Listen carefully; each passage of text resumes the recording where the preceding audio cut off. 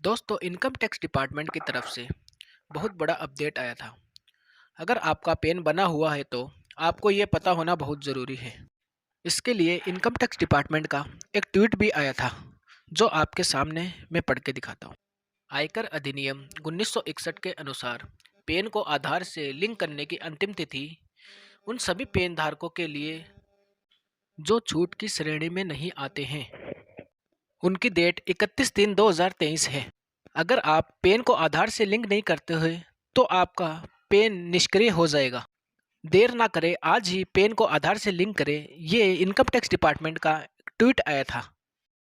अगर आज की डेट में आप पैन को आधार से लिंक करते हैं तो इनकम टैक्स gov.in की वेबसाइट पर जाकर लिंक करना होगा। अब आपको यहाँ पर पैन को आधार से लिंक करने के लिए 1,000 रुपये की फ़ीस का पेमेंट करना होगा। अभी लास्ट मौका है, आप अपने पैन को आधार से लिंक करा सकते हैं। पैन को आधार से कैसे लिंक करना है, इसके लिए मैं आपको अपने कंप्यूटर के स्क्रीन पर लेके चलता हूँ। आपको गूगल या क्रोम में ई फाइलिंग सर्च करना है। ई फाइलिंग सर्च करने के बाद यहाँ पर इनकम टैक्स के होम पेज पर आ जाना है। फिर यहाँ ऊपर की तरफ लिंक आधार का ऑप्शन है, इसको आपको क्लिक कर देना है।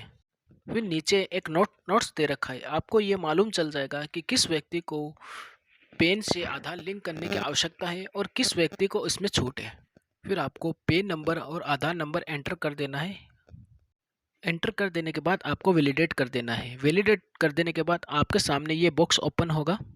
यहाँ पर आपको आज की डेट में पैन के आधार से लिंक के लिए आपको 1,000 रुपये की फ़ीस का पेमेंट करना।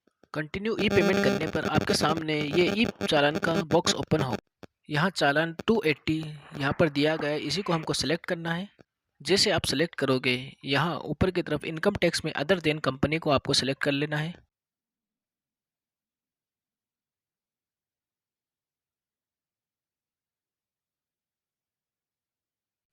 500 नंबर दिया गया, इसी को आपको चूज़ करना है।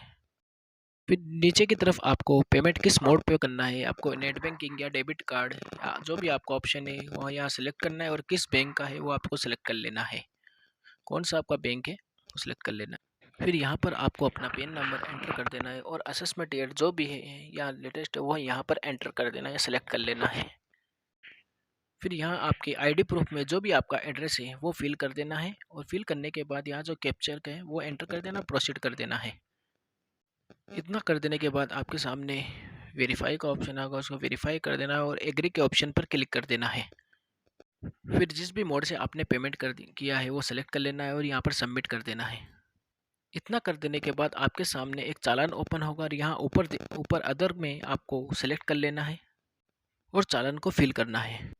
फिर यहाँ पर आकर आपको अपने 1,000 रुपीज़ का पेमेंट करना है, जो मैंने सेलेक्ट किया है, क्योंकि आज की डेट में ये 1,000 का पेमेंट होगा। इसके बाद हमको प्रोसीड करना है और आप देखोगे कि हमारा पेमेंट सक्सेसफुली हो चुका है। पेमेंट के होने के बाद आपको 4 से 5 रोज़ का आपको वेट करना है। उसके बाद से दोबारा से आपको वेबसाइट पर आना है।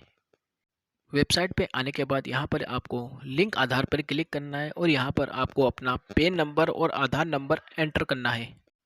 जैसे ही आप वैलिडेट करोगे आपके सामने अपना चालान आ जाता है।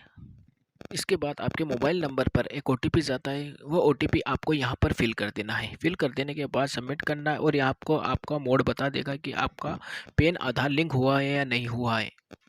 अगर आपको ये देखना है कि आपका पैन आधार सक्सेसफुल लिंक हुआ है तो यहाँ का आपको ओके के बटन पर क्लिक कर देना है।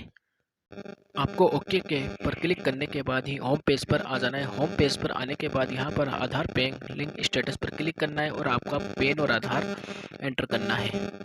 इसके बाद व्यू पर क्लिक करेंगे। व्यू पर क्लिक करने के बाद आपके सामने ये पता चल जाएगा कि आपका पैन और आधार लिंक है या नहीं। आपको एक मैसेज आ जाएगा अगर आपका पैन कार्ड और आधार कार्ड पहले से लिंक है। आपके सामने इस तरीके का मैसेज आएगा कि आपका पैन आधार से लिंक है, यानी ऑलरेडी लिंक है।